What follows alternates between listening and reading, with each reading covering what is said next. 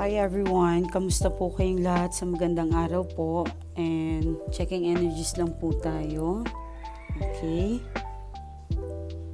So sa mga gusto po magpatulong, ito po yung aking Facebook account. Para i-message nyo na lang po kami dyan. Meron po kaming admin dyan. Iba po ang duty sa umaga and iba rin po ang duty sa gabi. Sa mga hindi po marereplyan mo ng mga madam ko, ulitin nyo lang po mga 3 times a day, ganon. I-up nyo lang po yung message, baka po nadaganan. Kasi ang morning po talaga ay magte-text na dadaganan ng hapon and then yung mga hapon na dadaganan ng mga gabi. Okay? So, check nyo lang po yan mga madam ko.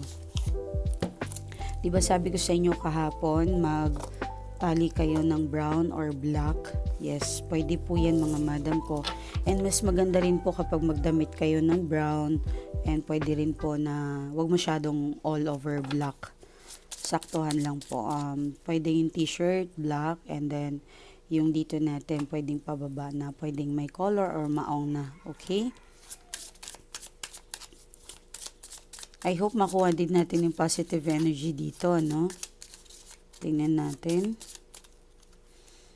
All over energy. Ay, kahapon pa to. Talagang there's a signs na there's coming. Patient lang and matutong magtiis, magantay. Kasi di ba dito parang relax ka lang. Yan. So, relax. Yan ang sinasabi ng universe sa'yo. Umupo ka lang, magantay, relax ka lang. Pero, wag mong masyadong dibdibin yung mga nangyari. For sure, may mga, kasi emotional to eh. Yung 9 of Cups, parang pagod ka, kaya kailangan mong magpahinga muna, ano. Pero, wag masyadong dibdibin ang mga bagay habang nagpapahinga, mga madam ko. Kahapon pa tong lumabas. 9 of Cups. So, Ace of Cups. Be ready. Yan. Be ready kasi parang may something na hindi mo aasahan. Makakatanggap ka ng good news, blessings. Umaapaw ang blessings mo. Very flowing yung cups mo.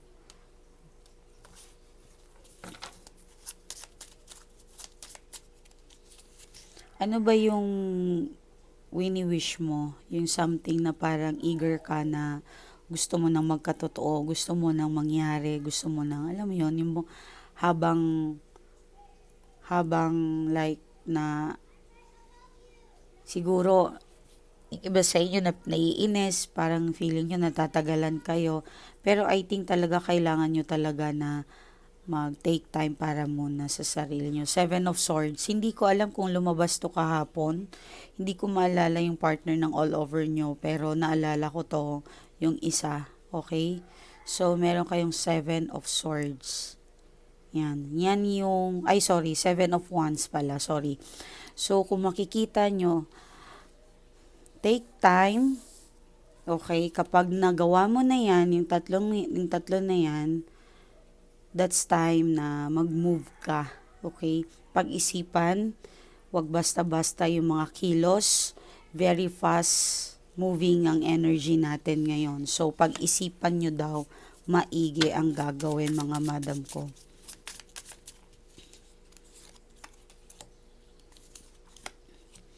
Alam ko some of you ay kalungkutan ninyo yung person nyo.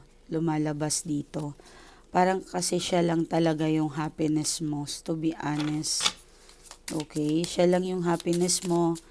Parang siya yung nagparamdam sa'yo kung paano mahalin at maging importante sa isang tao.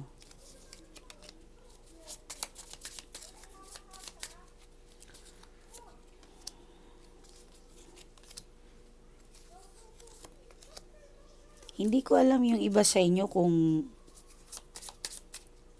gusto nyo bang magkaanak, okay? Pero lumalabas kasi dito parang gusto mong bumuo ng masayang pamilya. Of course, wala pong masama sa mga ganyan. Pero kapag kaya lang po yan mga madam ko ha, kung kaya lang, okay? So, meron tayo dito Two of Wands, the Word, and Queen of Wands. Meron tayong King of Wands. Meron tayong Three of Swords. Okay. So, nakikita natin dito, maaring long distance relationship kayo. Malayo ang energy, Two of Wands and the Word. Kung titingnan mo, napakadami ng nagawa ng tao na to. Pwedeng very successful itong tao na to. Okay? Pwede rin baka may business kayong dalawa, both of you. Or meron talaga kayong ipapagawa. Queen of Wands meron kayong ipapagawa. Matutuloy naman to, pwedeng bahay, lupa. Pwede po. And then yung mga toxics na pwedeng family, pwedeng nagkakaproblema ka sa kung ano man to. Mukhang magkakaayos naman. Okay. But suddenly, ito lang talaga yung pinaka hindi ka makaalis-alis sa multo ng kahapon mo. Yung betrayal. Yes. Yung pangloloko niya sa'yo na hindi mo talaga kayang makalimutan. Hindi mo matanggap. Actually, nag-cause ito sa'yo ng anxiety, depression, yan. So, yun yung parang hindi mo talaga matanggap. Even na this guy na nag-e-effort na lahat-lahat naman para mabago ang buhay or yung relasyon ninyong dalawa. Okay? So, nag-e-effort siya. Meron Two of Swords and Page of Wands. Meron din po dito na King of Pentacles. Meron din po dito Three of Cups. And then, meron ka din na King of Cups. Wow. So, dito, lagi mo look back, bumabalik ka dati sa sakit ng nagawa sa'yo ng tao na to. Okay? So, some of you talagang naging effect ito. Kaya nga sabi ko sa inyo, baka nga yung iba sa inyo nagkakasakit na, may depression. Actually, yung iba sa inyo hindi ata makatulog.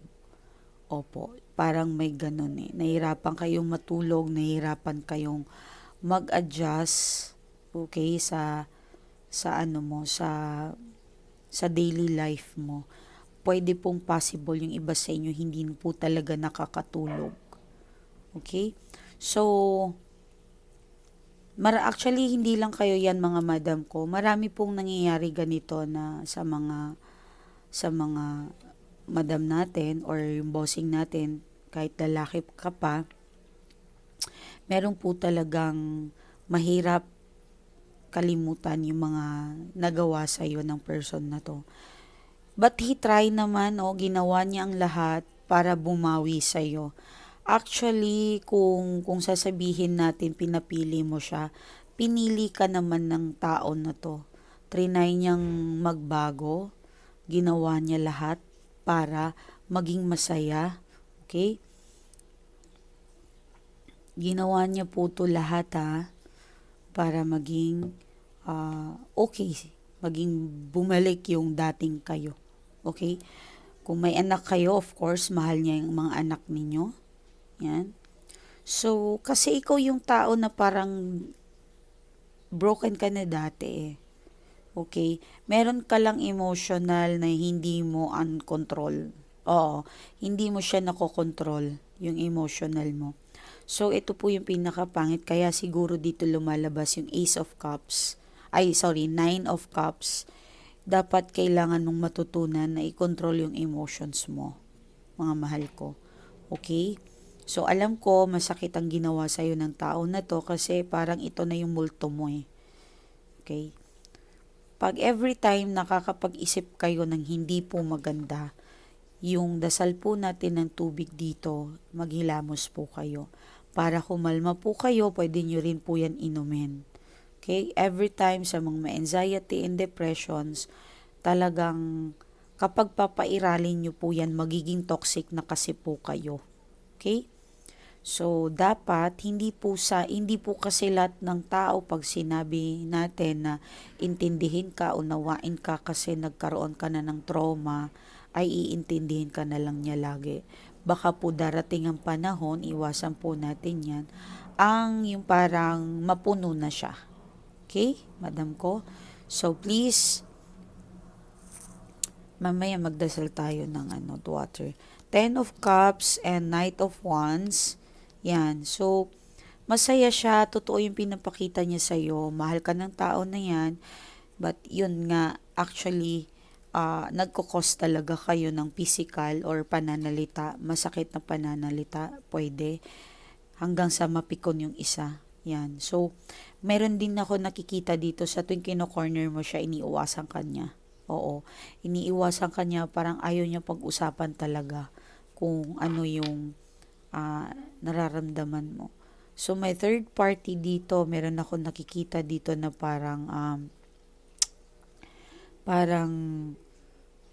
minsan gusto mo nang talagang din bumitaw. Okay? So, if you are dealing with a person na mababa ang age sa'yo, youngest, okay? So, like feeling mo, hindi talaga yan mature. Or kung level naman ng edad ninyo, wag na wag mong sukuan basta-basta yung mga person ninyo. Wag. Maaring nadala lang yan sa tukso. Maaring nalito lang yan. Okay? Kung hindi po talaga kayo makapag-desisyon, nandyan po yung Facebook namin, magpa-schedule kayo sa admin natin. Okay? So, maybe next week, yung may mga bayarin, may mga bills, okay? Ma-overcome mo naman yan. Stress ka lang talaga. O tingnan mo, magiging busy ka, Kasi meron kayong Three of Pentacles, magiging busy. Actually, mga mahal ko, yan, pag may trabaho kayo, mag-focus kayo sa pagkakitaan ninyo, mga mahal ko. Yes, mag-focus po kayo. Gumawa kayo ng kalibangan ninyo, gumawa kayo. Yung iba dyan, bigla nang nag-boom, 'di ba? Kasi ginawa nila yung gumawa sila ng paraan para kumita ng pera. Believe me, the more na yung mga tao na yan in pain, promise po mga madam ko, maniwala kayo sa akin. Yan yung mga tao na yan in pain, kapag nag-focus na sila sa kaperahan nila or sa career nila, mas lalo kayong mag-grow. Suswertehin po talaga kayo, promise. Kasi naniniwala ko, pain is power. Opo, mga madam ko. Okay? So,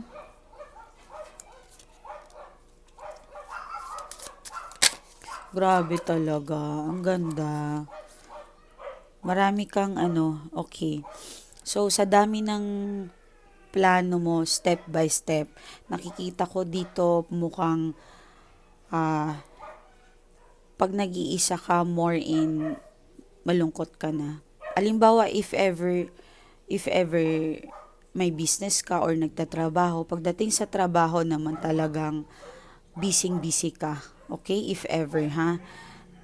Talagang focus naman po kayo. Pero kapag sa time kasi na nag-iisa kayo, inaatake na kayo ng inyong mga depressions. Okay? So, tingnan natin kung anong message ng maybe na narinig ng universe, yung gustong sabihin sa'yo. Tingnan natin. Baka meron silang bulong or may ibulong sa'yo. Kapupulutan mo ng magandang mensahe. The distance between us is killing me. Ayan, so one of the reason kaya nga sinabi ko kanina is distance po talaga ang nagkaroon or nagkaroon talaga kayo ng problema. Okay? So,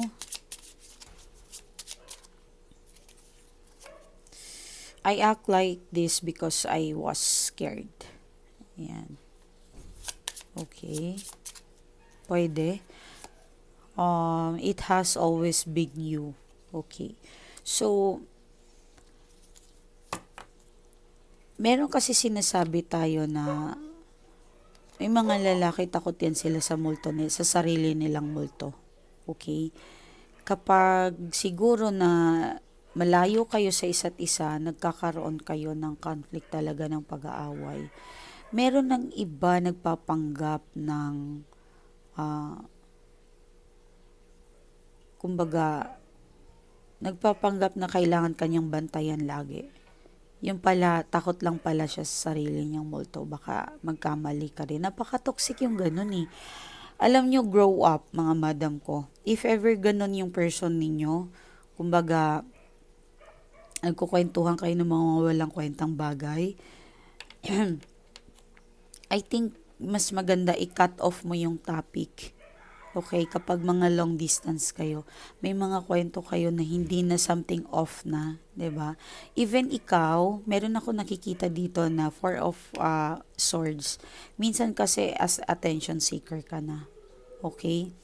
Huwag masyado. Huwag masyado kasi napaka-off po yung ganun eh. Kahit po siguro kayo kapag maniwala kayo after nyan, marerealize niyo ay tama pala si Ma'am Miley na ang OA ko pala or napaka-off pala yung especially yung mga wala namang kwentang bagay, yung pinagkukwentuhan ninyo na hindi na dapat, okay? Na parang hindi naman maganda, okay? So, yun ang dapat nyong isipin dito mga madam ko.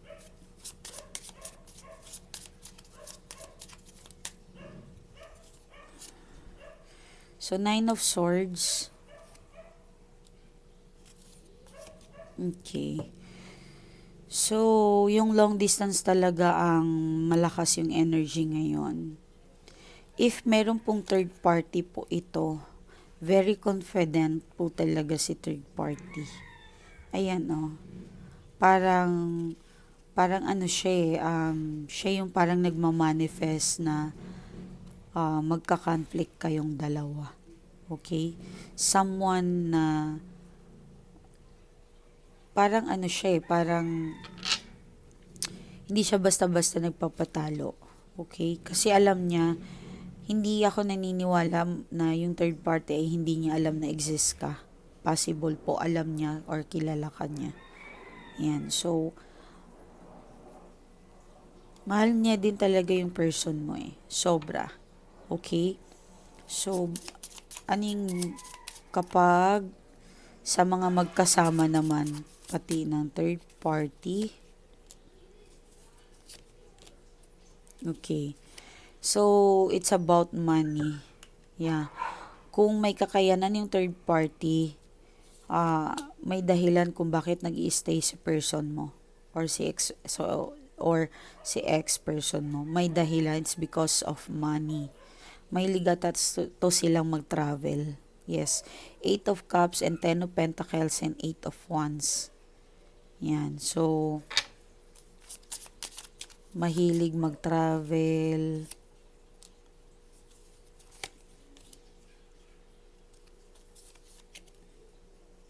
Okay.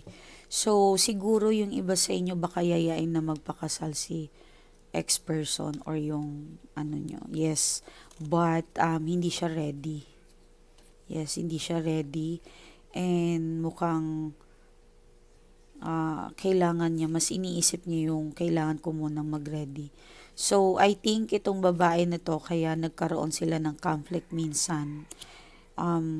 Yung gastusin siguro sa kasal nila ay napapansin niya na hindi pa ready yung person mo or yung ex-person mo.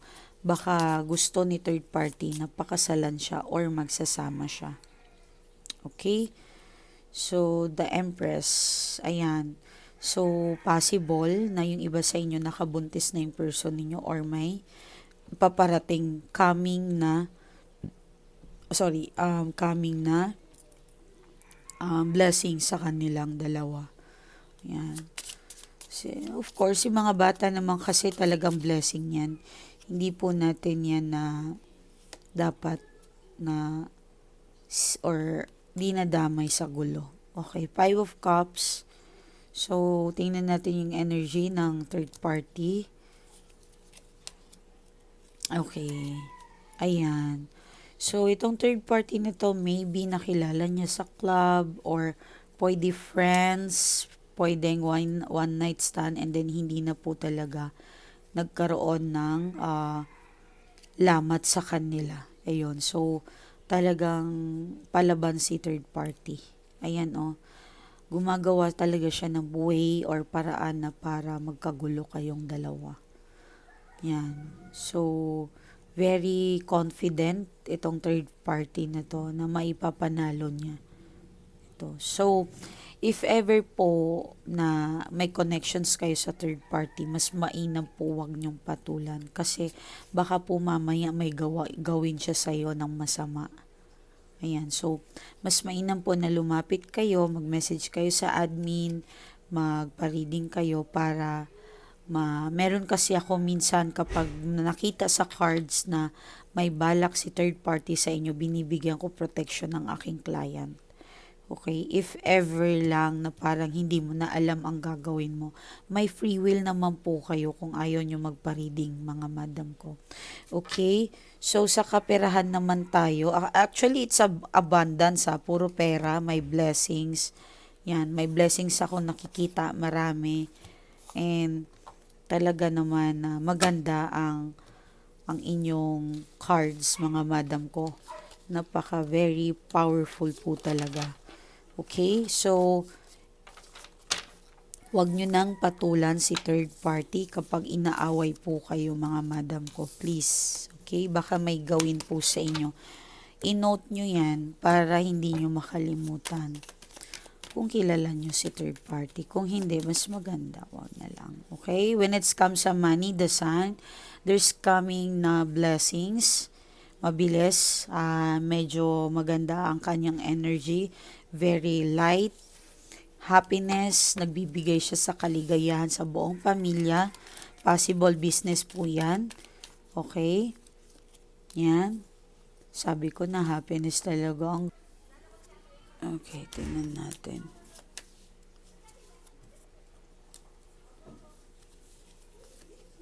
So, meron tayong the sun, Ten of Cups, Justice, and Ace of Wands, and the Chariot.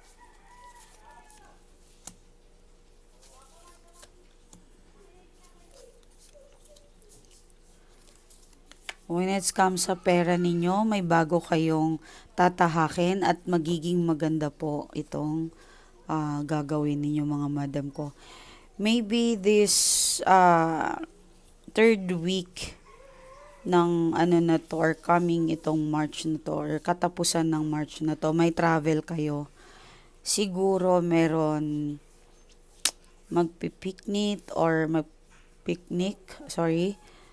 meron din na parang celebrations, pwede. Basta it's kind like happiness po talaga to. Okay?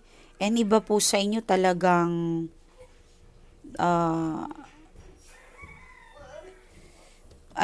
good contract. Meron kang pipirmahan na good contract. So, if may plano kang travel, go ahead. Tuloy mo yan. Six of Wands, meron kang victory. Positive naman po ito, mga madam ko. Swerte naman po yan. Okay? So, wala po akong nakikita when it comes sa money ninyo. Yung mga kulang yung trabaho, kulang ang kita. I think mas more ang oras mo ngayon. Maganda naman ang kaperahan. Okay? So, wag kayong mag-alala if ever man na yung mga nagtatrabaho, kung gusto nyo madagdagan po yung income ninyo, I think mas mag-focus po kayo doon sa kung ano po yung ikakadagdag ninyo, mga madam ko. Wag po kayong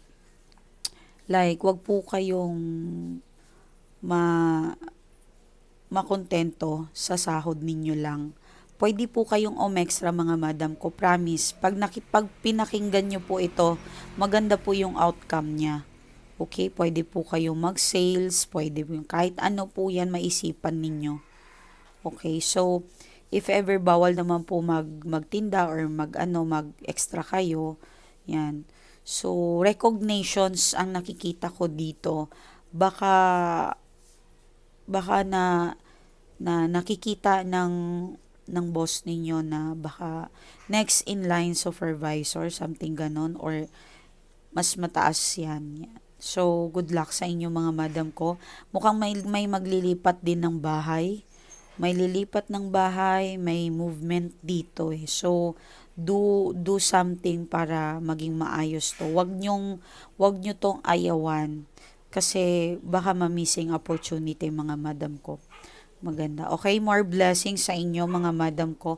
And please, doon kay third party, wag nyo na munang patulan. Okay, may masama kasi siyang iniisip or baka gawaan kayo ng masama. Okay, mga madam ko. And then, sige, mag-pray tayo. And dasalan natin yung water ninyo. Sa mga tingin ninyo na parang may anxiety kayo, depression, sige po, try nyo po itong inumin at maghilamos, pwede pong pangligo yan.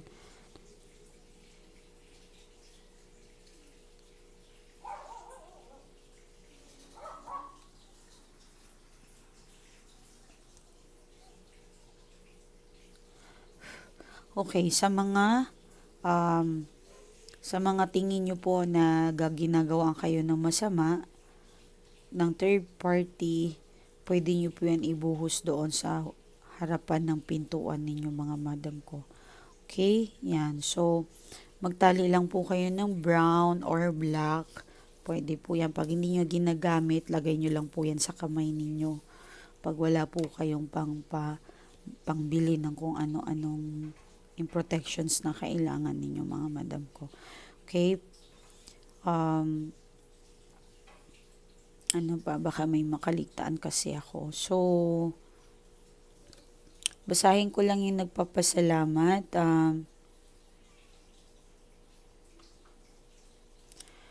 Ma'am, maraming salamat po sa lahat ng effort na ginawa mo sa akin. Isa din po ako sa natulungan mo talaga kasi hindi po biro ang problema ko. Dito, wait lang.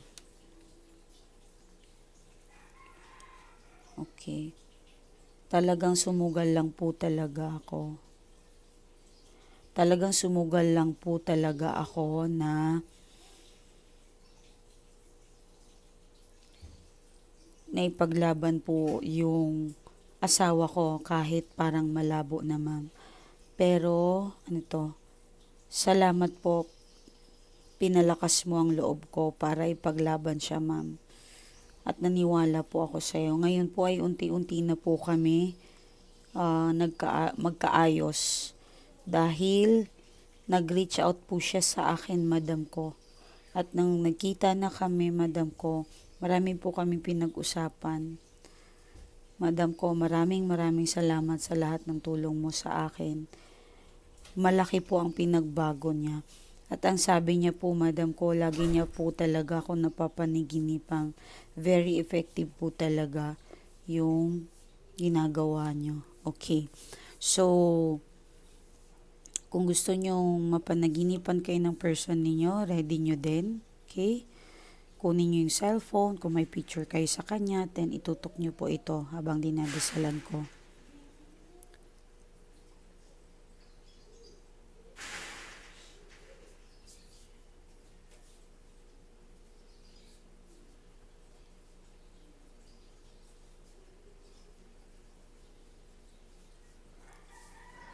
Okay?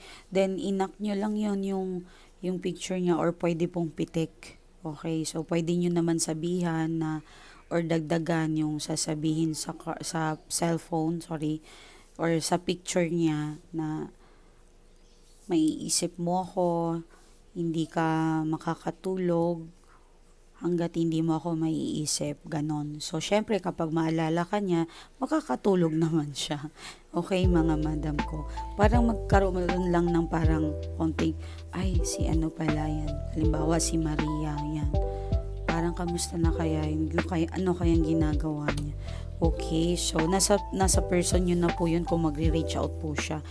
Anyway, maraming salamat sa lahat po ng nagpa-reading. Message lang po kayo. Hindi po kami Diyos. Tao rin po kami katulad yung mga madam ko. Pero ginagawa po namin lahat ng paraan para po kayo ay matulungan mga madam ko. Maraming salamat po.